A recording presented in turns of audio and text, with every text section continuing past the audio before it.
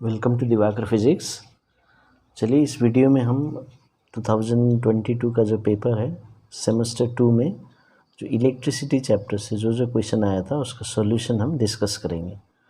ठीक है, तो क्वेश्चन नंबर जो 1 यहाँ पर देखिए, ये मल्टीपल चॉइस क्वेश्चन है। A graph plotted for potential difference V against I for ohmic resistor is. तो यहाँ पर देखिए ओमिक रेजिस्टर के लिए a curve passing through origin, तो ये नहीं होगा। A straight line not passing through origin, तो ये भी नहीं होगा। A straight line passing through origin, तो ये हो सकता है। और circle at centre at origin, तो नहीं होगा। तो ये सी ऑप्शन करेक्ट है। ठीक है, तो जो VI ग्राफ होता है ओमिक रेजिस्टर के लिए straight line passing through origin. Question number 2. A main switch in the main distribution board is present in live wire, neutral wire, live as well as neutral wire, earth wire। तो आपका answer ये होगा, क्योंकि जो main switch होता है वो live and neutral wire दोनों को स्विच ऑफ स्विच ऑन करता है। ठीक है, तो ये सी ऑप्शन राइट होगा। क्वेश्चन 3 इस तरह से है, calculate external resistance, current I2 and current I। तो यहाँ पर देखिए एक्सटर्नल रेजिस्टेंस इस सर्किट में पूछा है। तो इस सर्किट में 3 रेजिस्टर लगाया है। ठीक है, तो अभी ये तीनों को कंबाइन करना है। तो हम देख सकते हैं ये दो 12 ओम एंड 8 ओम, इसके जो अपोजिट एंड्स वो एक साथ जुड़े हुए हैं, इसलिए इसको हम पैरेलल में लेंगे। और जो पैरेलल में होंगे 8 ohm and 12 ohm are in parallel। ठीक है, सो फार्मूला क्या है, 1/RP equals to 1/R1 plus 1/R2। तो ये हो गया पैरेलल का फार्मूला। तो हम इसको पुट कर देंगे 1/12 प्लस 1/8 या 1/8 प्लस 1/12। तो इसको सॉल्व करने से ही आ रहा है। तो एलसीएम लेंगे 24 आ जाएगा, फिर 2 प्लस 8 3 जा 24, सो 5 प्लस 5/24, और यहाँ पर 1/RP है, तो RP इज इक्वल टू 24/5 लेना है, इज इक्वल टू 4.8। तो ये हो गया ये दोनों का। अभी इसके साथ जो है, अभी यहाँ पर 2 ओम भी साथ में है, और हमने अभी क्या किया, ये दोनों का सिंगल रेजिस्टर निकाल दिया। इसका मतलब ये दो पॉइंट के बीच में हमारे पास 4.8 ओम का रेजिस्टर। ठीक है, 4.8, तो ये दो पॉइंट के बीच में, क्योंकि ये दोनों को ऐड करने से पैरेलल में ये आ गया। तो अभी 4.8 और जो 2 ओम है वो सीरीज़ में है ना। तो सीरीज़ में क्या होता है formula, so 4.8 ohm and 2 ohm are in series combination, therefore RS, so 4.8 plus 2, तो 6.8 ओम हो गया। तो ये हो गया आपका पहला आंसर। अभी सेकेंड आंसर में हम जाते हैं, फाइंड द करंट I2। तो ये जो यहाँ पर इस आर्म में कितना करंट पास कर रहा है I2 वो निकालना है। और आप देखिए इधर में दिया है 0.4 एम्पेयर। तभी हम क्या करेंगे, यहाँ पर करंट भी है हमारे पास और रेजिस्टेंस भी है, तो इसका मतलब अक्रॉस दिस रेजिस्टेंस हमको वोल्टेज मिल जाएगा। ठीक है, V is equal to IR, तो वो हम करेंगे। तो V is equal to IR, तो कितना वोल्टेज हो गया, I हो गया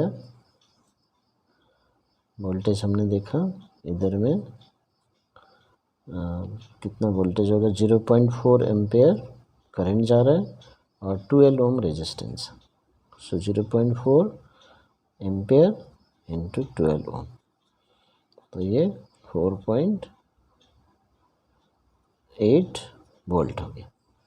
तो इसका मतलब ये जो रेजिस्टेंस है यहाँ पर ये 4.8 वोल्ट है। अभी देखिए ये दोनों पैरेलल में लगाए हुए हैं। ये देखिए इधर 8 ओम है और ये रेजिस्टर्स 12 ओम और 8 ओम पैरेलल में है। और पैरेलल सर्किट का क्या प्रॉपर्टी होता है, वोल्टेज सेम होता है। तो इसका मतलब यहाँ भी 4.8 वोल्ट होगा। ठीक है, तो अभी हमारे पास वोल्टेज आ गया और रेजिस्टेंस है, तो करंट हम निकाल सकते हैं I2। ठीक है, तो current so voltage across 8 ohm resistor is equal to 4.8 volt as they are in parallel। तो ये हो गया। तो अभी हमारे पास वोल्टेज भी आ गया और रेजिस्टेंस भी है, तो I is equal to V/R कर देंगे। तो V 4.8 और R कितना हो गया 8, तो 0.6 एम्पेयर हो गया। ठीक है, तो अभी आपने देखा तो यहाँ से 0.6 ओम एम्पेयर करंट जाएगा। अभी यहाँ से जो करंट आ रहा है तो ये यहाँ दो पार्ट में डिवाइड हो रहा है। एक जा रहा है 0.4, दूसरा जा रहा है 0.6। तो यहाँ से कितना आ रहा होगा, क्योंकि ये दोनों डिवाइड हो, ये करंट डिवाइड हो के ये दोनों है, तो इसका मतलब यहाँ पर 0.4 प्लस 0.6 यानी कि 1 एम्पेयर करंट फ्लो कर रहा है, तो जो कि I का वैल्यू है। तो ये हमने एक्चुअली निकाला I2। ठीक है, तो अकॉर्डिंग टू द सर्किट देख लीजिए, तो I2 हमने निकाला 0.6 और यहाँ से करंट आ रहा I जो डिवाइड हो के 0.4 और 0.6 हो रहा है, तो I is equal to 0.4 plus 0.6। So I is equal to third part हो गया, ये first part 0.4 plus 0.6 ampere is 1 ampere. तो ये हो गया इसका आंसर। तो इस तरह से ये क्वेश्चन दिया हुआ था। नेक्स्ट क्वेश्चन देखिए, 3 wires with proper color coding are connected to the 3-pin socket in the electric circuit. Match the color with terminals A, B and C of the socket। देखिए यहाँ पर ये 3-pin socket दिया है A, B, C। अब इसमें A में कौन सा वायर लगाया है, ग्रीन, ब्राउन, लाइट ब्लू, तो ये इसके साथ मैच करना है। तो बड़ा आसान है। तो ये जो ब्राउन होता है ये लाइव वायर होता है ना, लाइव वायर है। अभी लाइव वायर है तो कौन सा होल में कनेक्टेड है सॉकेट का, तो ये होता है इसमें C। तो ये क्योंकि ये अर्थ हो गया, ये न्यूट्रल हो गया, ये लाइव हो गया, तो इसका मतलब लाइव वायर कौन सा है C, तो C लिखना है, पहला आंसर हो जाएगा C। अभी नेक्स्ट ग्रीन होता है अर्थ वायर, ये लिखने का ज़रूरत नहीं है लेकिन मैं आपको समझाने के लिए लिख रहा हूँ। तो ग्रीन वायर अर्थ और अर्थ होता है ये, तो आपको A लिखना है। और लाइट ब्लू होता है न्यूट्रल, और न्यूट्रल ये देखिए ये है, तो इसका आंसर हो जाएगा B। तो brown wire C, green A, light blue B। तो इस तरह से लिख सकते हैं। चलिए नेक्स्ट क्वेश्चन में जाते हैं। ये हाउस होल्ड सर्किट से के बेस में जो पावर रेटिंग है वो दिया था इलेक्ट्रिक चैप्टर से। An appliance rated 440 watt 220 volt is connected across 220 volt supply. Calculate the maximum current that the appliance draw and calculate the resistance of the appliance. तो ये पावर रेटिंग का basic meaning से question पूछा है। तो अभी सबसे पहले क्या करना है, यहाँ पर P दिया है 440 वाट, V दिया है 220 वोल्ट, और ये जो अप्लायंस होता है इसका ये जो पावर रेटिंग होता है, ये प्रॉपरली वर्क तभी करता है जब इसको 220 वोल्ट में दिया जाता है। और यहाँ भी देखिए 220 वोल्ट में ही सप्लाई दिया गया है, इसका मतलब ये प्रॉपरली वर्क कर रहा है। तो अभी हम क्या कर सकते हैं इस केस में, करंट। तो करंट कैसे निकालेंगे, I = P/V, P/V, जैसे P = VI है ना। तो power = voltage into potential difference into current. तो जैसे ये फार्मूला अपने आप में वेरी इंपॉर्टेंट फार्मूला, देखिए VI वेरी इंपॉर्टेंट, तो इसलिए देखिए इसमें क्वेश्चन भी आ गया। तो वेरी इंपॉर्टेंट फार्मूला से क्वेश्चन भी आ गया। देखिए I = P/V, P/V। तो पावर दिया है 440 वाट में है, SI यूनिट में है, V दिया है 220 वोल्ट, तो हो गया ये 2 एम्पेयर, पहला आंसर हो गया। फिर दूसरा आंसर हो जाएगा, calculate the resistance of the appliance. अभी रेजिस्टेंस निकालने के लिए V²/P ये फार्मूला, क्योंकि P = V²/R, तो R = V²/P। तो V कितना है, देखिए 220 × 220 बाई पावर 440।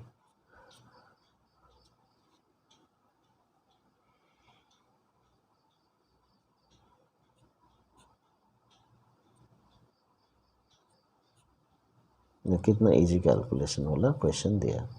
रेजिस्टेंस है तो ओम में लिखें, ठीक है। तो 110 ओम इसका रेजिस्टेंस होगा। तो और एक क्वेश्चन, लास्ट क्वेश्चन ये इलेक्ट्रिसिटी चैप्टर से, wire of resistance 2 ohm gets stretch to thrice its original length, calculate the new resistance and what happens to the specific resistance of the wire. तो ये question है। तो अब इसमें resistance दिया है 2 ओम, अभी कितने टाइम्स स्ट्रेच किया है, N = 3 टाइम्स। तो इसका फार्मूला होता है न्यू रेजिस्टेंस का N² × R। तो ये फार्मूला याद कीजिए, जब भी स्ट्रेचिंग होगा ये फार्मूला लगाइए। तो 3² × 2, 9 × 2 18 ओम, तो ये 9 टाइम्स बढ़ जाता है N²। फिर what happens to the specific resistance of the wire, तो ये A हो गया, B हो गया। Specific resistance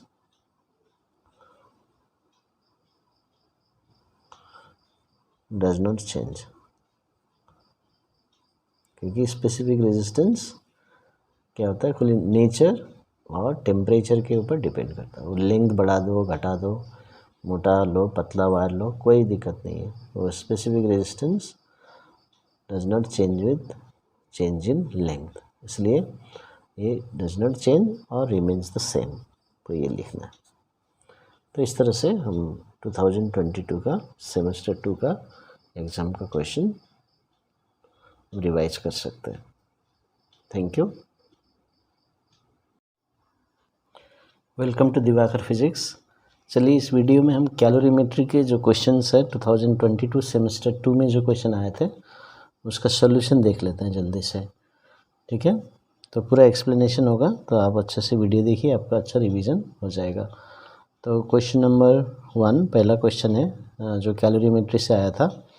if water absorbs 4000 joule of heat to increase the temperature of 1 kg water through 1 degree Celsius, then specific heat capacity of water is 4 joule per kg per degree Celsius, 4000 joule per gram per degree Celsius, 4 joule per gram per degree Celsius and 4.2 joule per gram per degree Celsius।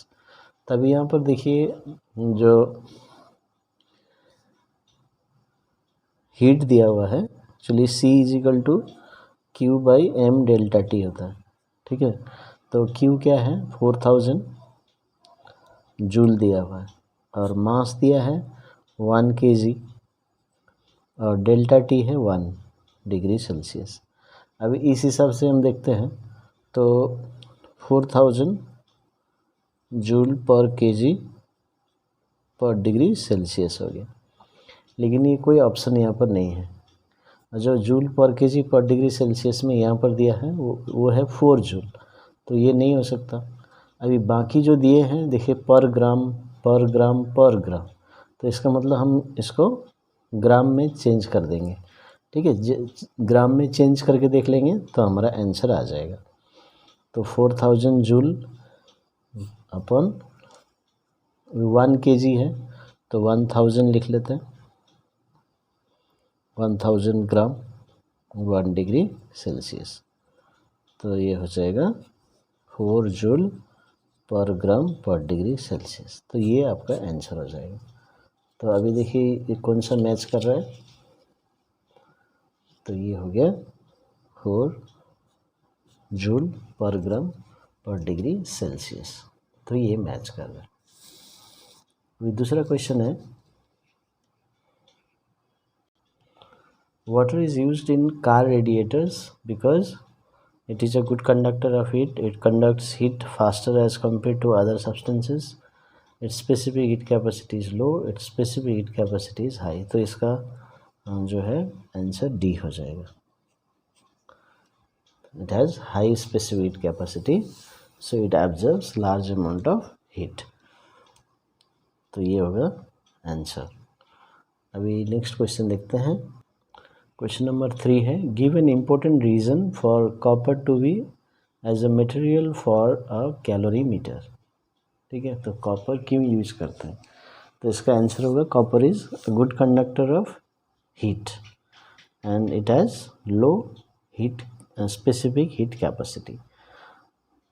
तो ये लिखना है आपको, copper has और copper is very good conductor of heat so it has very low specific heat capacity. तो ये आपका reason हो गया। Question number 3B, calculate the thermal capacity of 40 gram of water. तो थर्मल कैपेसिटी निकालने के लिए मास दिया है 40 ग्राम, ठीक है, और स्पेसिफिक हीट कैपेसिटी दिया है 4200 जूल पर केजी पर डिग्री सेल्सियस। तब इसमें हम देख सकते हैं कि मास दिया है ग्राम में और ये पर केजी में दिया है, तो इसको एक कन्वर्ट कर देंगे। सो 40/1000 केजी कर देंगे।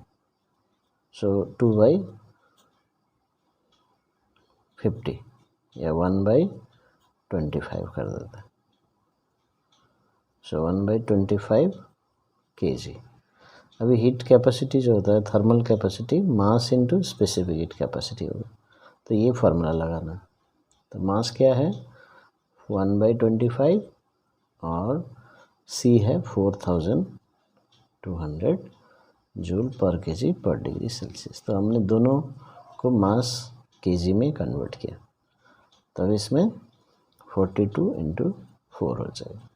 ये जो 100 है ये 25 से कैंसिल कर दिया, 4 आ गया, 42 × 4 तो 168। तो हमारा हो जाएगा जूल, और मास हमने केजी में कन्वर्ट किया, इसमें भी केजी है और डिग्री सेल्सियस, तो जूल पर डिग्री सेल्सियस। तो ये इसका आंसर हो गया।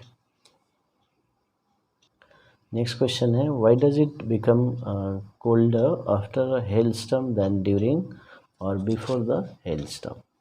तो इसका मतलब क्या है कि जब हेल स्टॉर्म होने के बाद ठंडा क्यों होता है पहले से, तब क्या होता है जो हेल स्टॉर्म है पीसेस ऑफ आइस। तो आपको लिखना है ice absorbs heat from the surrounding for melting. So as it is absorbing its latent heat from the surrounding, so surrounding is losing heat, so it becomes colder. ये लिखना है।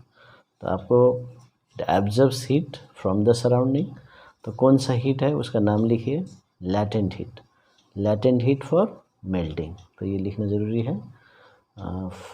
For melting and surrounding is losing heat, तो वो ठंडा हो जाएगा। तो आपको क्या लिखना है, it becomes colder after hailstorm then during और before the hailstorm because the ice absorbs its latent heat for melting from the surrounding and as surrounding is losing heat it becomes colder. बस इतने लिखना है। फिर next question है, if two bodies have the same specific heat then they will always absorb the same amount of heat if their temperature increases by the same amount, true और false. तो इसको समझने के लिए हमें स्पेसिफिक हीट कैपेसिटी, जो specific heat capacity का concept और हीट एब्जॉर्ब्स, यहाँ पर क्या है कि सेम अमाउंट ऑफ हीट के बारे में होता है। तो क्या होता है, क्यू का फॉर्मूला क्या होता है, M C delta T. So Q is equal to M C delta T. तो अभी देखिए किसके ऊपर डिपेंड कर रहा है, mass, specific heat capacity delta T. अभी यहाँ पर दिया है सेम स्पेसिफिक हीट का, अच्छा ठीक है, सी सेम है, डेल्टा टी भी सेम है, लेकिन Q is directly proportional to mass. तो इसलिए टू बॉडीज़ में absorb different amount of heat depending on their masses. ये मास का कोई बात नहीं लिखा, तो इसका मतलब ये सेम अमाउंट ऑफ हीट नहीं भी हो सकता है, बिकॉज मास में भी डिफरेंट, इसलिए ये स्टेटमेंट फॉल्स हो जाएगा, स्टेटमेंट फॉल्स होगा। ठीक है, तो इसलिए फैक्टर्स याद रखना है, क्या क्या फैक्टर है, mass, specific heat capacity and change in temperature. तीनों इक्वल होगा तभी हीट सेम होगा। इसमें दो इक्वल दिया है तो थर्ड डिफरेंट भी हो सकता है, तो इसलिए सेम अमाउंट ऑफ हीट नहीं होगा। तो ये आंसर है। अगला क्वेश्चन इस तरह से है, a metal piece of mass 420 gram present at 80 degree Celsius is dropped in 80 gram of water present at 20 degree Celsius in a calorimeter of mass 84 gram if the final temperature of the mixture is 30 degree Celsius then find the specific heat capacity of the metal piece। तब इसमें तीन substances है, ठीक है, तीन substances है, तो तीन सब्सटेंस में से हम मेटल का यहाँ लिख लेते हैं। ठीक है, मेटल का मास कितना है 420 ग्राम और इनिशियल टेम्परेचर इसका दिया है 80 डिग्री सेल्सियस और सी हमें मालूम नहीं है। अब दूसरा है वाटर, कितना है 80 ग्राम मास है और टेम्परेचर है 20 डिग्री सेल्सियस, सी दिया है 4.2, देखिए यहाँ पर वैल्यू दिया है 4.2 जूल पर ग्राम में, 4.2 जूल पर ग्राम पर डिग्री सेल्सियस।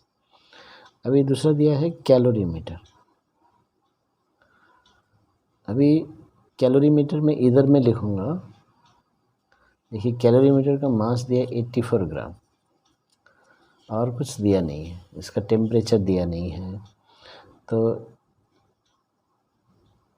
इसमें इंटरेस्टिंग बात ये होता है कि जो टेम्परेचर ऑफ द कैलोरीमीटर होता है वो temperature of the content inside, ये बात याद रखिए। तो जैसे पहले क्वेश्चन सॉल्व किया, calorimeter is made of copper, इसलिए कॉपर का बनाया जाता है ताकि वो कम से कम हीट एब्जॉर्ब करेगा और जल्दी से जो कंटेंट का टेम्परेचर अटेन कर लेगा। इसलिए शुरू में वाटर था, वाटर का टेम्परेचर 20 डिग्री सेल्सियस है, तो इसका भी टेम्परेचर 20 डिग्री सेल्सियस होगा। तो ये क्वेश्चन में नहीं दिया, ये आपको समझना है। और इसका सी दिया है, तो इसका सी देख लीजिए, क्वेश्चन में दिया है 200 जूल पर केजी पर डिग्री सेल्सियस, 200 जूल पर केजी पर डिग्री सेल्सियस। अभी ये केजी में दिया है, इसमें मास ग्राम में, तो ये दोनों में से एक को चेंज करना। तो अभी देखिए ये जो मेटल है ये हाई टेम्परेचर में और वाटर और कैलोरीमीटर में, कैलोरीमीटर कम टेम्परेचर में। अभी ये क्या करेगा, हीट लूज़ करेगा और फाइनल टेम्परेचर में आता है, देखिए 30 डिग्री सेल्सियस बताया, 30 डिग्री सेल्सियस में आता है। तो इसका मतलब ये टेम्परेचर भी 30 डिग्री सेल्सियस में आएगा, ये टेम्परेचर भी 30 डिग्री सेल्सियस में आएगा। तो ये हीट लूज कर रहा है ना, और ये गेन्स कर रहा है, दोनों गेन कर रहे, कम टेम्परेचर से हाई टेम्परेचर में जा रहा है, इसलिए मैंने कैलोरीमीटर को इधर रखा। और एक बात देखिए, जब वाटर जो कंटेंट है वो 30 डिग्री सेल्सियस में आया, तो इसका मतलब क्या है, जो कैलोरीमीटर भी 30 डिग्री सेल्सियस में आएगा। वाटर का टेम्परेचर 30 डिग्री है, तो ये कैलोरीमीटर भी 30 डिग्री में आएगा। तो ये कॉन्सेप्ट आपको लगाना है। तो ये दोनों स्टेप हो गए हीट गेन, और ये स्टेप हो गया हीट लॉस्ट। ठीक है, तो यही आपको लिखना है। तो हीट लॉस्ट हम निकाल लेंगे, तो कितना है, mc delta T, temperature change हो रहा है तो mc डेल्टा टी लगाइए। मास से 420 ग्राम, c है मालूम नहीं, डेल्टा टी अभी देखिए, डेल्टा टी किसका, heat lost by the metal, पहले 80 था अभी 30 में आया, तो 80 माइनस 30, तो 420 इंटू सी इंटू 50। तो ये आप रखिए, फिर इसको आप और सॉल्व कर सकते हैं। 0 5 इंटू 2 10, 5 इंटू 4 20 21, ये हो गया जूल। तो इतना हीट लॉस्ट हुआ। अभी हीट गेन कितना होगा,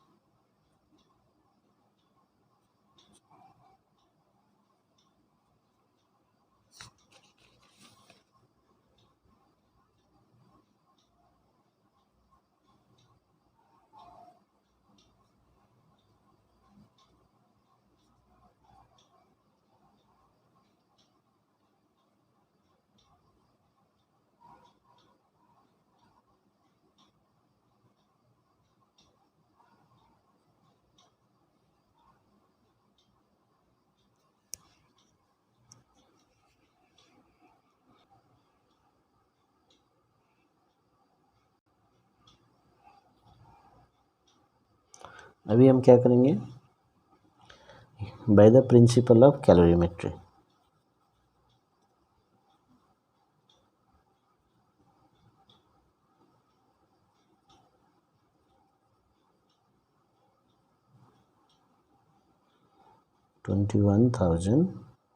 C इक्वल टू 3528।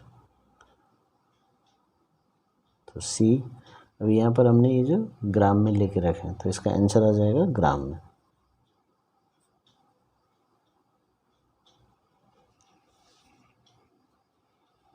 देखिए, तो ये हो गया। तो इसको आप डिवाइड कर दीजिए, तो डिवाइड करने से आ जाता है 0.164 जूल पर ग्राम पर डिग्री सेल्सियस। तो ये हो गया आंसर। लास्ट क्वेश्चन है, from the graph of heating curve state the melting point and boiling point. Actually boiling point तो सिलेबस में नहीं है, फिर भी पूछा है। तो यहाँ पर देखिए, ये मेल्टिंग शुरू हो गया इधर में, तो ये 40 डिग्री सेल्सियस है। तो मेल्टिंग पॉइंट 40 डिग्री सेल्सियस, और यहाँ फिर कांस्टेंट टेम्परेचर हो गया 160 डिग्री सेल्सियस। तो बॉइलिंग पॉइंट 160 डिग्री सेल्सियस, बस इतना ही लिखना है। ठीक है। So thank you for watching my video.